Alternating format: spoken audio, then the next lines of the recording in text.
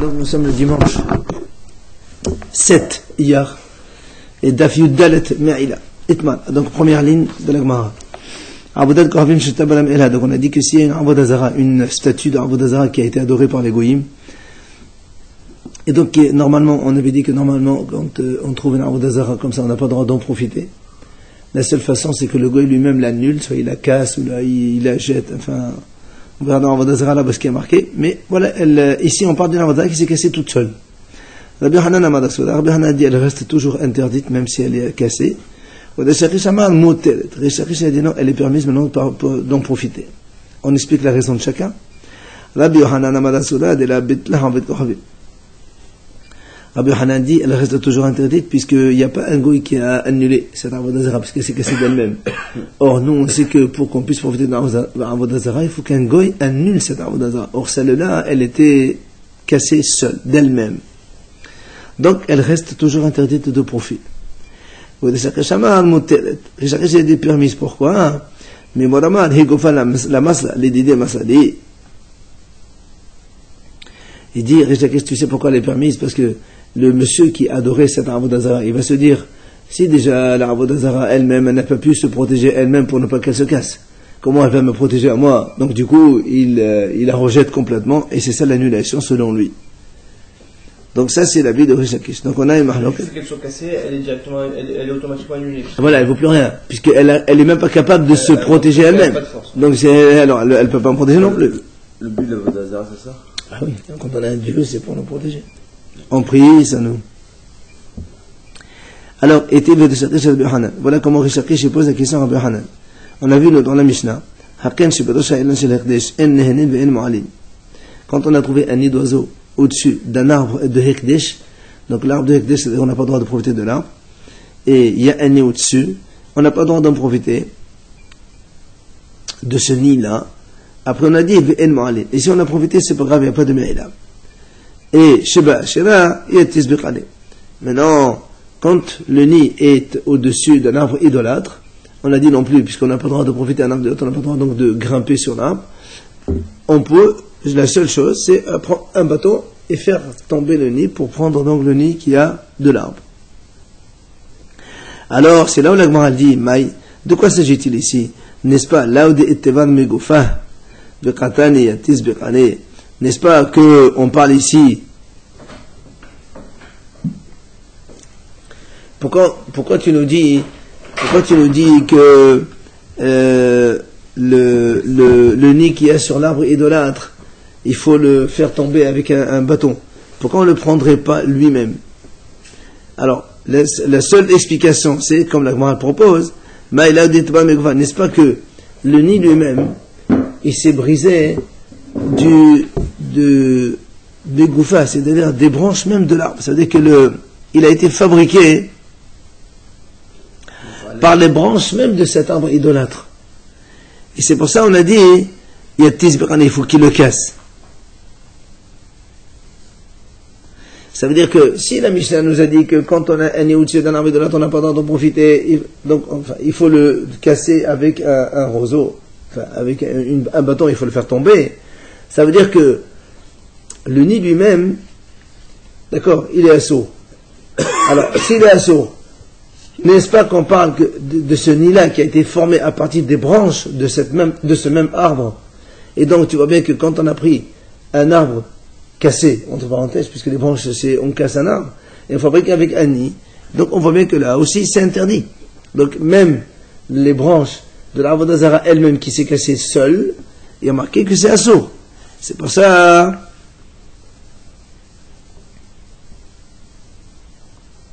C'est Rishakish qui pose la question à Rabbi Hanan. Pourquoi Rabbi Hanan est des moutards?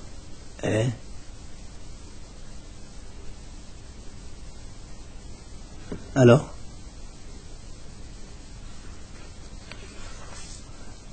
Ah, pardon, c'est le contraire.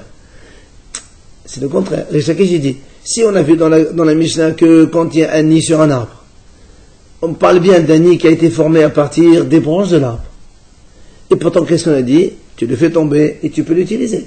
Donc, même si un arbre d'Azara, elle était cassée seule, on peut l'utiliser. On peut en profiter. Alors que toi, Rabbi Hanan, tu dis, une arbre d'Azara qui s'est cassée d'elle-même, on n'a pas le droit d'en profiter. Vous avez compris la question. Donc, il lui dit Rish Lakish, si on a dit dans la Mishnah que tu enlèves, bon, tu n'as pas le droit de profiter de là pour grimper parce que c'est un arbre à Odazara, mais dès que tu enlèves le nid avec un bâton, le nid, tu peux en profiter. Or, le nid lui-même, n'est-ce pas que il provient des branches cassées de ce même arbre-là et de l'autre, et donc, tu vois bien parce qu'il est cassé, on a le droit d'en profiter. Mais en l'occurrence, c'est nous qui le faisons tomber. Très bien, mais tu profites des branches cassées d'un arbre d'Azara. Ouais. Non, mais après, on va les prendre. Le nid, on va en profiter, c'est ça qu'il lui dit. Mais quand on dit le nid, c'est le contenu. Le nid en lui-même, c'est... Il a marqué tout le nid, tu as le droit de prendre. Donc, Mustaman, le nid aussi. Alors, Rabbi Hanan, il lui dit, non, monsieur, là, pardon, il lui dit, non, monsieur, le nid, il a été fabriqué avec des branches d'un autre arbre. Hol complètement. Alors, il lui dit, dans ces cas-là, si tu dis que c'est un nid qui est hol, et alors pourquoi on a dit, dans le cas d'un arbre de Hekdesh, qui avait un nid dessus, tu as dit, on n'a pas le droit d'en profiter. Pourquoi tu n'as pas le droit d'en profiter? Si tu prends les branches d'un arbre, X, qui est hol, tu le mets au-dessus d'un arbre kadosh, et que tu fabriques un nid, après il y a des choses là-bas, tu peux très bien prendre ce nid, tu le prends chez toi, il n'y a aucun problème. Il sert de support. On n'a jamais dit que le support de quelque chose, ça rend interdit la chose. Le support c'est kadosh, tu n'as pas le droit d'en profiter, mais les branches qui ne sont pas kadosh, on devrait en profiter. Pourquoi alors on a dit dans la Mishnah qu'on n'a pas le droit d'en profiter? Donc c'est sûr qu'on ne parle pas de ça. Vous ne pouvez même pas se servir de l'arbre. De l'arbre. Très bien. Oui, mais... De l'arbre. Tu n'as pas le droit de monter, de grimper. Non. Mais tu prends, comme on a dit, un escabeau avec de trucs, tu montes, tu touches pas l'arbre, tu le prends, tu le soulèves, tu l'amènes chez toi, il n'y a aucun problème. Pourtant, dans la Mishnah, on a dit, on n'a pas le droit d'en profiter. Donc tu vois bien que c'est pas de ça qu'il s'agit. Et là, il a dit donc la seule façon d'expliquer la Mishnah, que Begidulin Habain le Hankat. Il dit donc la seule façon d'expliquer la Mishnah, c'est quoi? C'est qu'on parle ici, c'est-à-dire on parle ici en fait des branches qui ont poussé après. Donc des branches qui ont poussé après, par exemple, tu as un arbre kadosh, et ils ont poussé. Donc quand il a été kadosh, il n'y avait pas ces branches-là. 3 mois plus tard, il y a eu des branches. Et avec ces branches-là, on a fait il y a eu donc, un nid qui a été fait. Donc, dans le Hekdesh,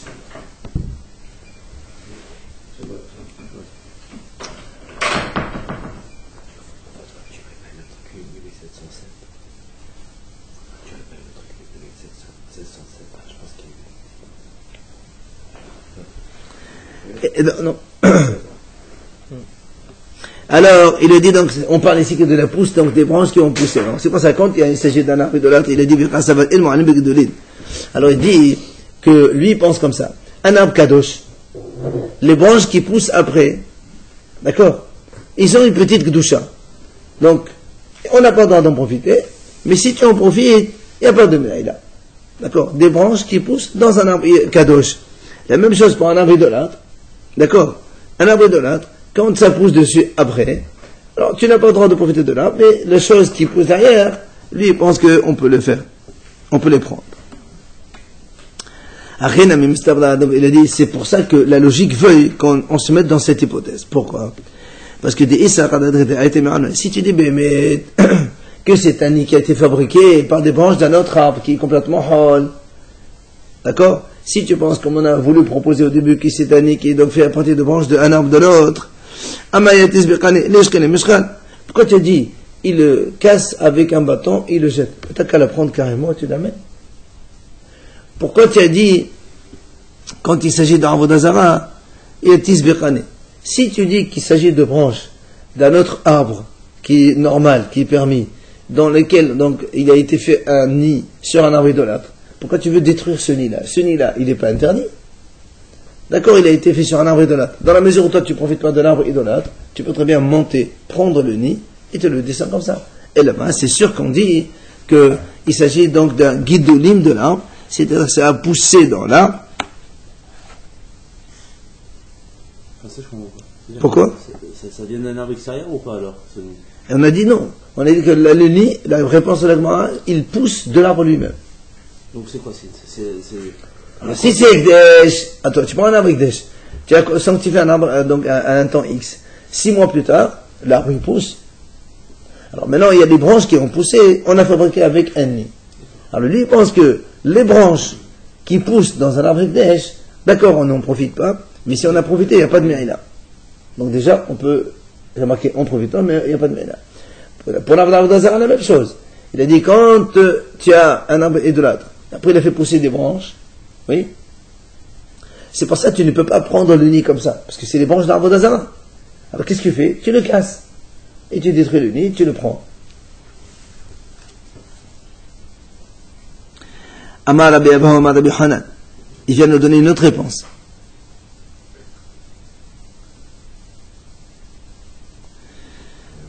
Léolam des Haïtem Alma. Je peux te dire encore de nouveau que c'est des branches qui viennent d'un autre arbre permis.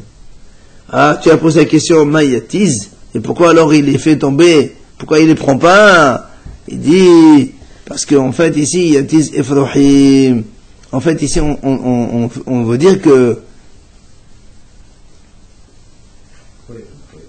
Hein? Non, ma yatiz, qu'est-ce que c'est yatiz? Qu'est-ce que c'est détruire? C'est yatiz efrohim. En fait, la Gemara lui dit comme ça. En vérité, il s'agit donc des branches d'un autre arbre. Ah, tu vas me dire dans ces cas-là, pourquoi, si c'est des branches d'un autre arbre, pourquoi tu me dis on casse le nid? T'as qu'à le prendre carrément, parce que c'est permis. Les branches d'un autre arbre qui sont sur un arbre idolâtre, il n'y a aucun problème. Oui? Alors il dit non. Quand on a dit yatiz, il l'enlève comme ça, il le casse, c'est parce que, en fait, c'est les efrohim, c'est pour prendre les poussins. Ça veut dire quoi? Il dit, il n'a pas le droit de monter pour prendre les poussins. En fait, il y a des poussins dedans. Il y a des oisillons.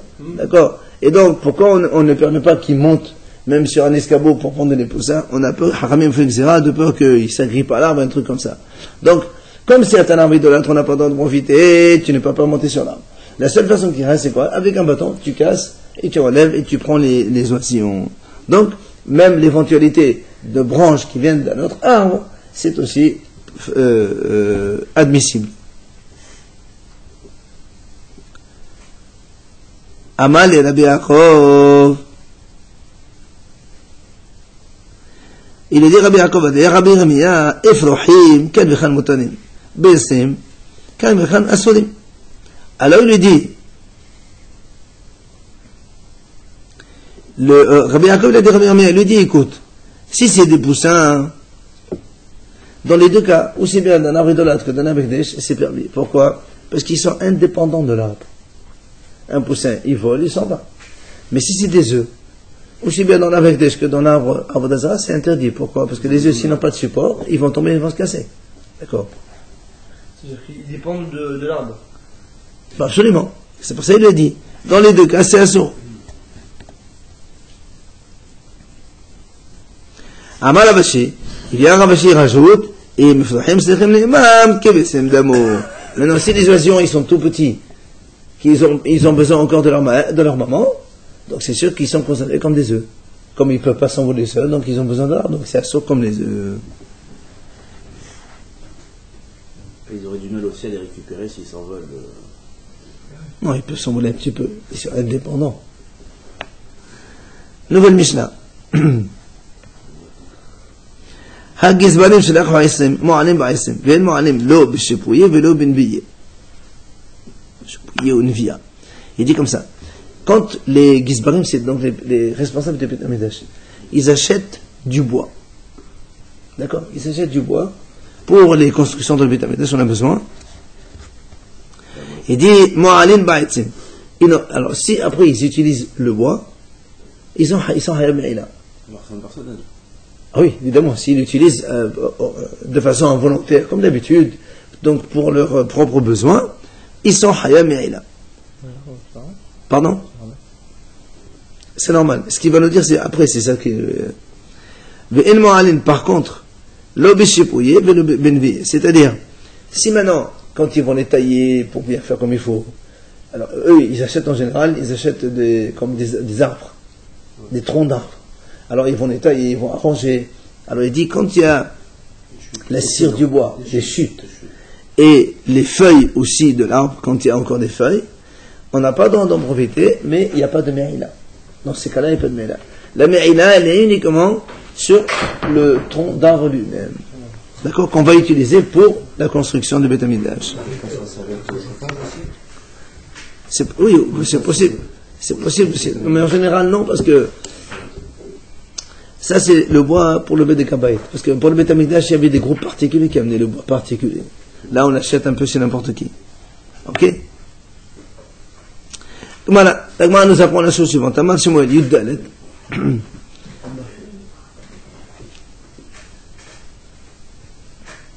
Amar Shmuel, Shmuel dit comme ça. Bonin Bahol, Vehakar Mardishin. Quand on va construire des choses dans le Beit Hamikdash, on construit avec du hol et après on est makdish. Ça veut dire quoi? Ça veut dire que on va emprunter de l'argent. On n'a pas. La Shmuel va nous expliquer que, par exemple, le caissier du Beit Hamikdash, il a de l'argent. L'argent est kadosh. Il ne peut pas prendre cet argent, acheter avec des choses pour construire. Pas comme ça. Qu'est-ce qu'il fait? Il emprunte chez des gens de l'argent, qui est hol. Il achète avec ce dont il a besoin. Quand on a fini de former les choses pour les construire, alors on fait ce qu'il dit, après on sanctifie. Pourquoi il fait ça?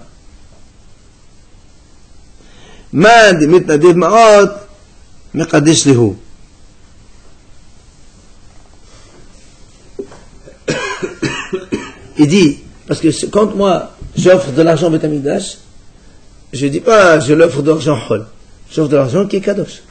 Donc l'argent il est immédiatement kadosh. Or, si comment il s'appelle, le percepteur, il va donner cet argent aux vendeurs de bois et compagnie pour les constructions, oui.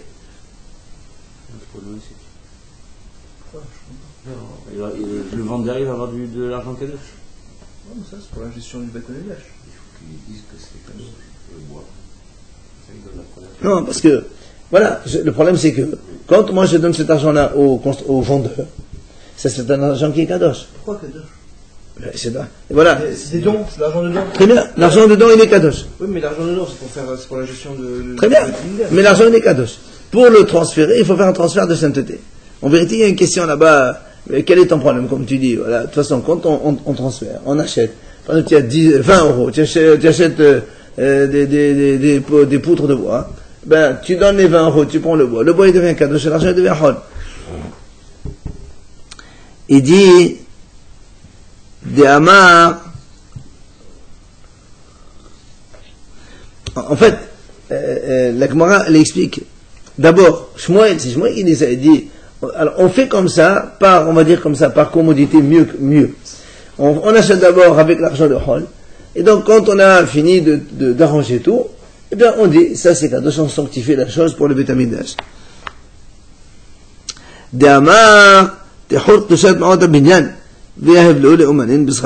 Donc quand il a fini de construire, oui, le Beit Hamikdash, ce qu'on a voulu construire, on dit que la kedusha de l'argent, elle vient sur cette construction qu'on a faite, et du coup, l'argent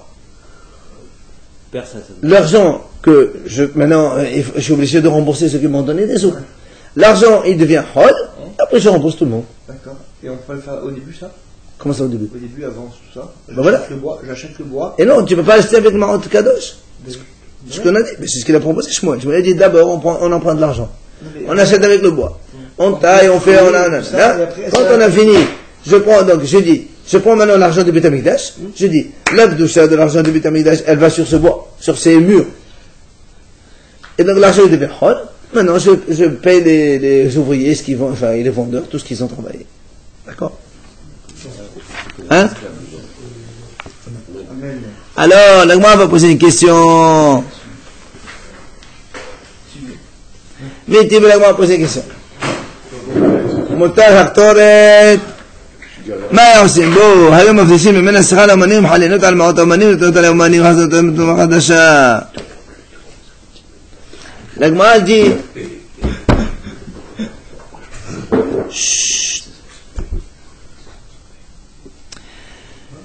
la Gemara dit comme ça. Nous on a vu, allez.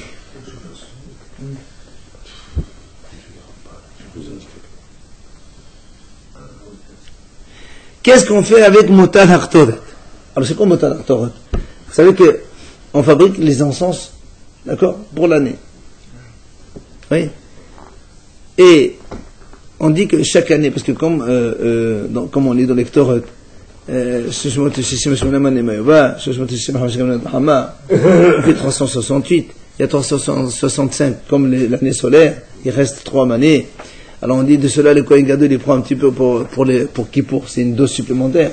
Et on dit dans la Torah, c'est marqué tous les 70 ans, il nous reste une bonne quantité. Seulement, ce motar Aktoret, le reste de lecteur d'une année, on n'a pas le droit de l'utiliser l'année d'après. Pourquoi? Parce que, comme vous le savez, pour les korbanot, chaque année au mois de Hadar, on annonce au ministère qu'il faut amener Mahasit Hasheren, et à partir du mois de Nissan, on amène les korbanot de la nouvelle recette. Toute la recette ancienne, on ne peut plus l'utiliser. Alors il dit maintenant, motar Aktoret, quand il nous reste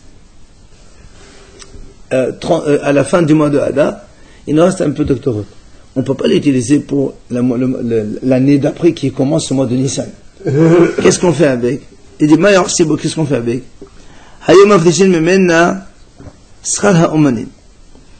On prend, comme il y a des ouvriers qui travaillent dans le Beit Hamikdash, on veut leur payer. Qu'est-ce qu'on fait? Eh bien, par exemple, si on doit payer maintenant 300 € pour les ouvriers, on a besoin de 300 € d'argent. Oui? Alors, on prend la valeur en sens qui coûte 300 €. L'essence de l'année précédente qu'on ne peut plus utiliser cette année-là. Et qu'est-ce qu'on fait? On dit, donc, on dit que l'Akdusha qui est dans cet encens, elle va dans les 300 €. Puisque ça c'est Kadosh, mais on ne peut plus l'utiliser. Alors qu'est-ce qu'on fait? On dit, l'Akdusha qui est ici, elle va dans l'argent, les 300 € qu'on a ici. Qu'est-ce qu'on fait? Donc les Ktorot, elle devient Hol. On donne les Ktorot aux ouvriers. Voilà, pour votre travail, 300 €. Voilà, cet encens, elle coûte 300 €. Mais l'encens, elle est Hol. Elle est Hol. Après, qu'est-ce qu'on fait? Avec la nouvelle recette du Beit Hamikdash, oui, cette année-là, à partir de Nissan, on repart de nouveau chez les mêmes artisans, les ouvriers. On leur dit, monsieur, voilà 300 €, redonnez-nous l'actorate. Et chaque année, on fait ça. Et la toi, t'es redevenu Kadosh. Kadosh. Voilà. comment on peut faire? Tu ouais. n'as pas l'argent directement. Zamo leur vend quoi. Comment tu veux faire? Tiens, l'actorate de l'année dernière, qui est Kadosh. Et Mais imaginez, il n'y a plus de Kétor l'année dernière. c'est impossible qu'il n'y ait pas d'actorate. Il y a toujours Ktoret. Obligatoirement, il reste De l'année dernière, il en reste. Il reste toujours, puisqu'on t'a dit, on dit 368 parts, enfin, doses. Chaque jour, on utilise une dose. Et 365 en fonction de l'année solaire. Il restera 3 doses pour le Kohen Gadol le jour de Kippour. Et quand le Kohen il fait comme ça, il reste toujours une partie. C'est comme la vente qu'on fait pour Pessah. On le vend et on le rachète. Et comment? Tu le vends à l'ouvrier. Alors, ça n'a rien à voir. La Gemara pose une question. Je ne veux pas que tu m'excuses. Je me laisse sur le bas de la route. La Gemara lui pose une question. Selon Shmuel, qu'est-ce qu'il a dit Shmuel? Vous vous rappelez, donc on vient de dire maintenant que quand on construit le Beit Hamikdash, qu'est-ce qu'il fait? Shmuel, il a dit comme ça. On prend d'abord, on achète de l'argent chez les gens, on achète avec le bois, on construit, quand on a fini de construire, on fait le transfert de Kedusha de l'argent vers donc la construction, et après l'argent on l'utilise. Alors il lui dit, Gemara dit comme ça, V'amai, lihlé abinyan, pourquoi on est obligé de se casser la tête? Puisque toi-même tu as besoin de transférer la Kedusha sur la construction. On n'a qu'à faire comme ça, que l'argent, le Ktoret qu'on a, on le met directement sur la construction. On dit que la Kedusha qui a dans le Ktoret, elle va dans la construction. Et après, cette Ktoret-là, je la donne, puisqu'elle est devenue Hol, je la donne aux ouvriers, après je la rachète chez eux. Il n'y a pas de deux. Justement, choses différentes, en non, toi tu as dit, tu prends de l'argent, tu empruntes de l'argent chez les gens. Après tu achètes avec. Oui, parce que c'est le moment où il faut solder les Ktorettes. Et peut-être qu'on peut construire à 9 pour l'année. Mais on n'a pas d'argent pour. La Gemara va répondre un peu ça. La Gemara dit, là et Kabinyan. Il n'y a pas de construction. Maintenant, quand on est là, il n'y a pas de construction. Alors la Gemara dit, la Gemara dit, comment tu me dis, il n'y a pas de construction? Parce que toi-même tu dis, il faut payer les ouvriers. Parce que tu payes les ouvriers, c'est qu'il y a quelque chose qu'ils ont fait. D'accord? Donc il y a bien quelque chose qui a été construit. Alors dans ces cas-là, au lieu, d'après Shmuel, pourquoi on se casse la tête à emprunter? Utilise les Torahs qui te restent, tu la transfères sur la construction, tu donnes la Torah aux ouvriers, après tu transfères directement. Alors il a dit, il n'y a pas de construction. Il dit, c'est impossible, parce que tu m'as dit qu'il y a des ouvriers, il faut payer des ouvriers, donc il y a construction. Il dit non, Delika binyan kesheod ma'od. Il n'y a pas assez. Ça veut dire que par exemple, il faut payer 400 euros et le reste de la Torah, ça ne vaut que 100. Alors ça sert à rien de faire une partie comme ça, une partie comme ça. Alors on fait tout comme il a dit Shmuel. Ça c'est Shmuel qui répond comme ça. Ah, l'agma dit, Amar Shmuel, Yagdesh savait manish haïlelo al savait ptotam mehulal.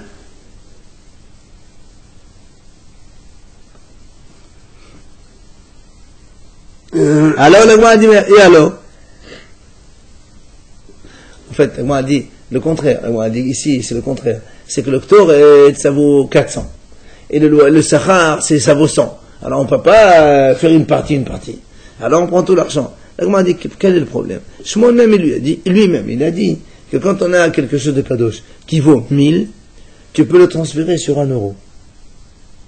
Alors là aussi, même si la Torah vaut 400, toi tu as besoin de payer 100 euros pour les ouvriers, on peut faire un transfert. Oui, c'est la même chose. Et tu payes avec. La différence, on a mis où? Hein? La différence. Ah, mais de toute façon, après tu la récupérer après. Tu récupères. C'est-à-dire, on donne en plus aux ouvriers et après on le récupère. Tu donnes pas en plus. La Torah, ça vaut 400. Ouais, tu l'estimes à 100. Tu dis, voilà, les ouvriers, pour vous, voilà, c'est 100 pour votre salaire. Et dès que tu leur as donné ça, eux, ils ne vont pas le profiter, ils vont pas. Ça fait rien. Soldé, je solde. Ouais. D'accord. Après, moi, j'en donne 100, ils me donnent 100. J'en donne de l'argent, ils me donnent le Torah. Donc, on revient au même, en fait. Seulement, toi, tu as dit qu'il n'y a pas assez. On perd quand même de l'argent. Tu perds rien du tout. On avait fait l'autre système de valeur pour valeur, oui. On a perdu 300. Pas du tout. Pas du tout. Parce que de toute façon, la Torah, tu l'as donné pour 100 et tu redonnes 100. Et si elle valait 400 vraiment? Que ça change pour toi. Avec un autre système, on aurait pu récupérer 400. Mais non, regarde. Tu as ici une Torah qui vaut 400. Tu sais que les ouvriers, on doit leur payer 100. Tu lui dis, voilà, monsieur, ça c'est pour votre travail. Eux, ils ne vont pas l'utiliser. Ils laissent comme ça. Après, moi, je vais prendre de l'argent. 100. Je leur donne 100. Donnez-moi même pas. Tu récupères. Rien fait en fait. D'accord. Donc, pourquoi tu as dit qu'on ne peut pas faire ça avec le Ktoret? Pourquoi tu as Shmuel, il a eu besoin de faire tout un trafic? Avec le Ktoret, tu fais ça, et puis c'est terminé. Alors, l'Agma lui dit, non, monsieur, Hani milid et avad, l'Agma a dit non. Tu sais pourquoi Shmuel, il a dit, c'est vrai qu'on a le droit de faire ça. En fait, on n'a pas le droit. Si on l'a fait, c'est pas grave. Mais a priori, on ne le fait pas. Quand il y a quelque chose qui est kadosh, qui vaut sa valeur, tu ne peux pas, a priori, le transférer sur une valeur inférieure. Voilà. Si tu l'as fait, c'est pas grave. Mais, a priori, tu n'as pas le droit de le faire. Donc, c'est pour ça que Shmuel a dit, on ne peut pas utiliser ce système de Ktoret, parce qu'il y en a beaucoup, et donc on ne peut pas faire la moitié pour les autres. Ça, c'est donc la réponse de Shmuel, donc. Alors, papa Amar, Haïnu Tama Divunin Bachol, Delon Nitna Toda le Malaché Hasharet. Il dit, une autre raison, pourquoi Shmuel il a dit, quand on construit avec des choses hol, et on ne les sanctifie que plus tard. Il a une autre raison. Quelle est la raison? Il dit, la Torah n'a pas été donnée à des anges. Ça veut dire quoi? Amri, Dilma Ba'il Mizgab, Bizaga Alayou.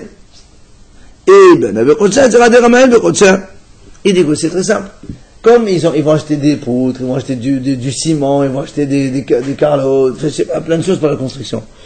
Il y a toujours, si on les achète dans le Kodesh, les ouvriers, il leur arrive régulièrement, soit de s'asseoir sur les carreaux, soit de s'allonger sur les poutres, d'utiliser ces choses-là.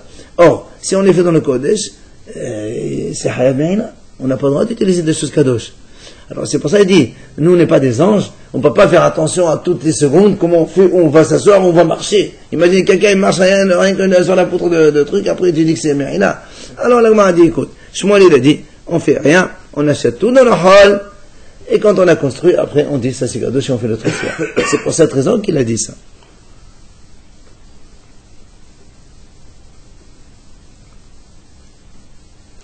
Alors, la Gemara a posé une question. On a vu dans la Mishnah nous-mêmes. הגזברים שלקחו את העשים, מועלים בהן, ואין מועלים לא בשפועים ובנביאה. Vous vous rappelez la Mishnah qu'on a dit, quand les gizbar, ils achètent le bois pour la construction de Beth Amikdash, on a dit, sur le bois lui-même, ils sont hayav me'ila s'ils l'utilisent, de façon volontaire. Par contre, sur les retombées, les chutes, et la sciure qui tombe quand on va les tailler, ou sur les feuilles qui tombent de l'arbre, on a dit, il n'y a pas de me'ila. La Gemara pose une question. Yamai mo'alin bahin. C'est-à-dire qu'il faisait des travaux sur place. Hein? Bien sûr. Des travaux sur place. Bien sûr. Pour pas transporter après de la flotte. Bien sûr. Pas le faire extérieur et le transporter après, comme ça se fait souvent aussi. Ah non. Parce que n'oublie pas que quand on fait, d'abord quand tu fais des travaux, tu es obligé de les faire sur place pour prendre des mesures précises. Puis s'il manque, il manque pas. Alors, le Gemara pose une question. La même chose ici. Pourquoi la Mishnah a dit les Gizbar, les Hayav Me'ila et tout ça? Ben, ils n'ont qu'à l'acheter avec de l'argent Hol. Comme on a dit maintenant, si Shmuel il a raison qu'on achète avec de l'argent Hol après un transfert, alors pourquoi il se casse la tête? Ou si c'est pareil? Oui? Alors pourquoi ils disent pas eux-mêmes, les Gizbarim? Ben oui, on ne peut pas acheter comme ça parce qu'on a peur. Imaginez qu'un jour on s'appuie un peu sur eux, on s'assoit, je ne sais pas moi. Ben ils n'ont qu'à faire comme Shmuel si la proposition de Shmuel elle est bonne. Amar la papa. Eh ben, c'est Rapapa il a dit, tu as raison. Si on parle de bois que les Gizbarim vont acheter, mais qu'ils ne vont pas en avoir besoin immédiatement. Ils achètent pour dans 2 mois, dans 1 mois, je ne sais pas, ça dépend de ce qu'ils vont venir les maçons. Il a dit, Achinami, tu as raison.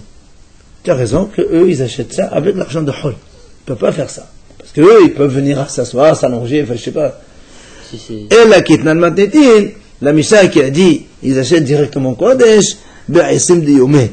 C'est les bois qu'on achète aujourd'hui même pour la construction du jour même.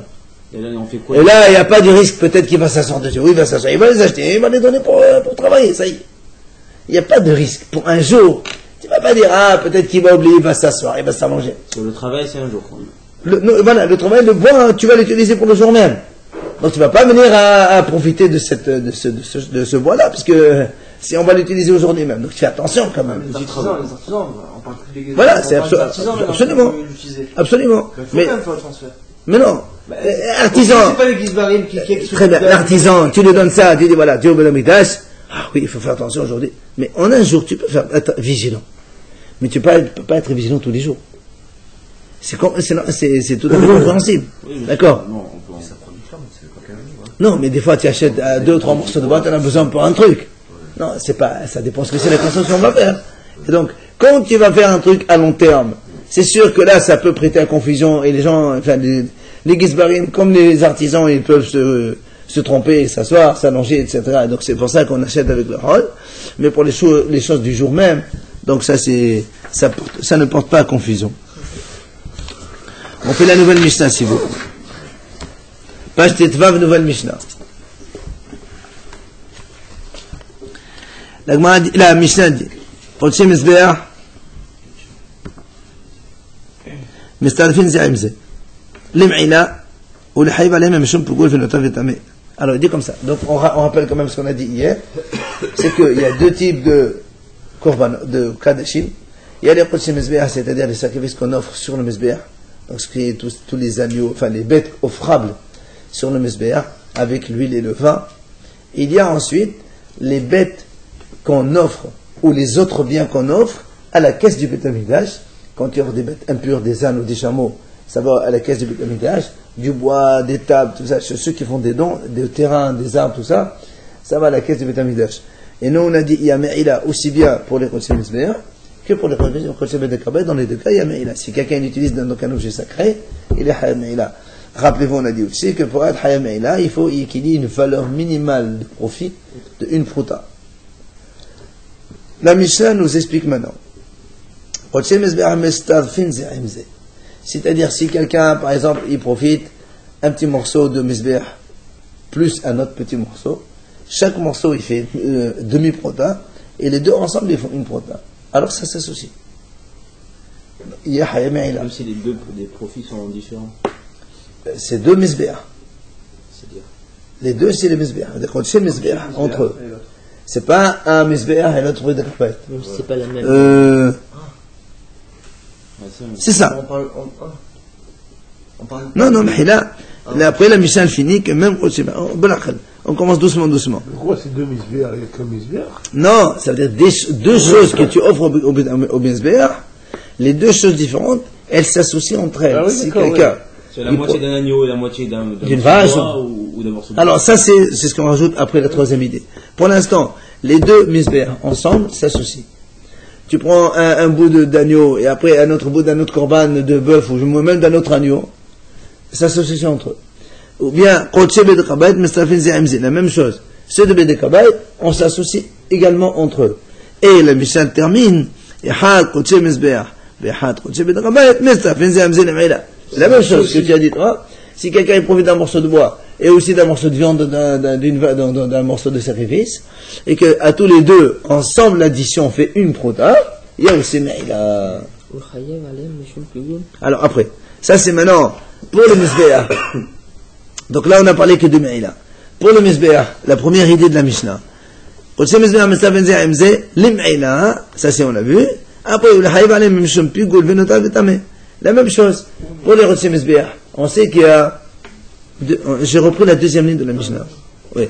Parce que c'est une deuxième idée par rapport à Me'ila, on laisse de côté. On le sait maintenant que dans les korbanot, il y a trois types de problèmes. Le pigoul, c'est quand le Kohen il fait une mauvaise pensée pendant le sacrifice. Donc on n'a pas le droit de manger le sacrifice.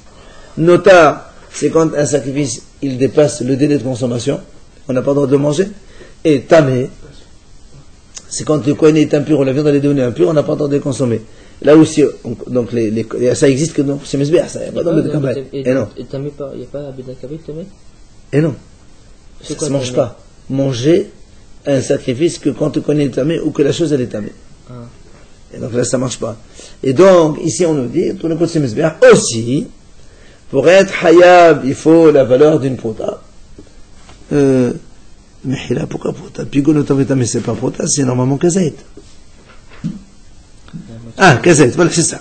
Kazait. C'est ce que Rachid a dit comme ça. C'est plus prota maintenant. Pigo notamment, mais c'est kazait. C'est-à-dire, si quelqu'un, il mange de deux corbanotes différents, et que l'ensemble, l'addition fait kazait, là il est hayab dans le pigoul, il est hayab dans le notar, il est hayab dans le tamé. Ok? C'est plus gros qu'Azet. Kazette, c'est le volume d'une olive. C'est 30 cm3. C'est deux notions différentes. Ah, complètement. Rien à voir. Et Kazet, c'est un volume. Rien à voir. La Me'ila, c'est une prota, quel que soit le volume. Le pigoul, notar et tamé, il faut Kazette. On peut, c'est-à-dire demi-pigoul, demi-notar, ça marche non? Ah non. C'est demi. Non, on n'a pas dit demi-pigoul, demi-notar. On a dit deux misbéas différents. C'est pas possible, deux pigoul, notar, ça marche pas, ça. Ça s'associe pas, c'est deux choses différentes. Oui, d'accord, mais c'est deux choses Ah, différentes. mais ça moi, s'associe ou pas? non. Hasé Gazette, Pigoul, Hasé Gazette, notar, ça s'associe. Hein? Comment on peut évaluer un pigoul en mesure? C'est pas une mesure. C'est quelqu'un qui a mangé un morceau de viande de korban, de sacrifice, mais que le Kohen a mal fait. Et qu'on n'avait pas le droit de manger. Alors lui, il est hayab. D'accord? Alors, Gemara. Elle pose une question. Maintenant on peut dire, donc quand la Mishnah a dit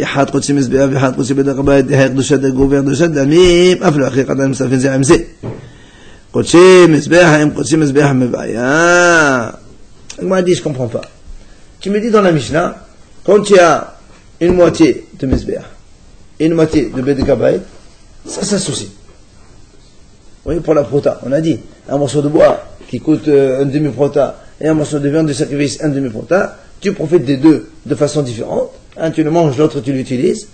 L'addition égale prota, ça fait tu es hayab me'ila, n'est-ce pas? Elle m'a dit alors, si déjà quand tu mélanges deux choses différentes, Mizbeah et le Bedekabait, tu as dit il y a association. A fortiori quand il y a deux Mizbeah entre eux. Qu'est-ce que pourquoi le Mishnah est obligé de me dire, oh tiens Mizbeah, ça c'est association entre eux? Merci. Mais ils disent en premier. Justement, pourquoi tu me le dis? En premier. Ça, et même, non, on dit ça. Il n'y a pas marqué et même. Non, de toute façon, pas les. Deux côtés misbéach, ça s'associe. Deux côtés misbéach, ça s'associe. Et après, misbéach et bédécabet, ça s'associe. Moi, je te dis, si tu me dis, voilà, misbéach et bédécabet, ça s'associe entre eux. À plus forte raison, les deux. À plus forte raison, les deux entre eux. Les bédécabet entre eux et misbéach entre eux, c'est à fortiori. Je pensais que Parce qu'il y a des cas où Et non, c'est impossible. L'enchaînement, il est progressif. Je comprends que dans la logique, si vous avez dit le troisième cas directement, on aurait dit, comme titre, c'est les conseils misbéach, les conseils bédécabet égale, ça s'associe. Ouais, ça y est. Je comprends que nos misbéach entre eux, ça s'associe, bédécabet entre eux, ça va de soi. Si deux éléments étrangers, tu les associes en eux-mêmes, ça s'associe pas. C'est la question de l'Agmara.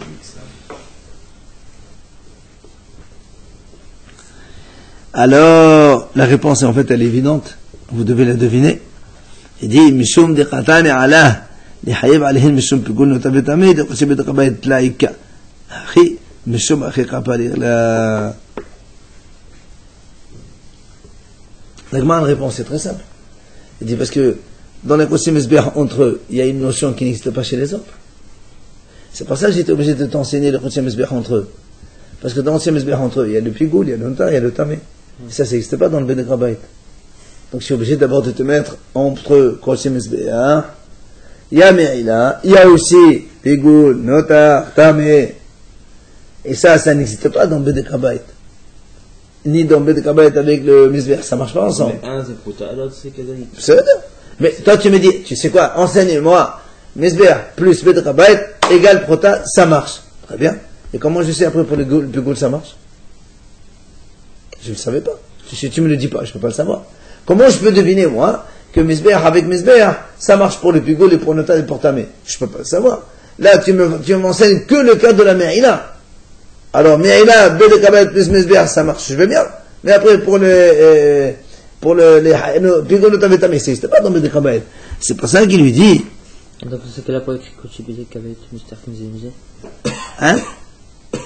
Non, après, quand on a marqué ça, après on complète la liste. Oui, mais c'est quand même... Non, on te dit quoi c'est Misbéach, mais ça veut dire c'est d'accord, mais le deuxième, il ne sert à rien, alors. On dit que le... Oui, mais quand on a dit deux, il reste trois, tu le mets. Ça fait plus ordonné, tu comprends? Ça entre eux, et ça en mélange, ça marche aussi. Mais ça fait un peu à part quand même la première partie. On parle de Pigoul. Parce que ça n'existe que dans le Misbéach. D'accord. Après, on parle de... Non, mais il y a Me'ila aussi. Regarde. Le premier mot, c'est Mishnah Zamzé Me'ila. Dans la première ligne. Après, il rajoute. Donc, il y a Me'ila en premier. On est dans la Gemara de Me'ila ici. Donc, on a d'abord Me'ila. Ensuite, on a les autres. Alors, les deux autres cas, ils sont concernés que par la Me'ila. Ils ne sont pas concernés par Pigoul Notavetame. Amar Rabbi Yannai, je crois qu'on va laisser ça pour demain, c'est mieux. Hein? Oui, c'est mieux, parce que c'est un nouveau sujet, avec des questions qui m'ont envie derrière. Donc, laisse ça m'avoir. Mais je vais la revenir à la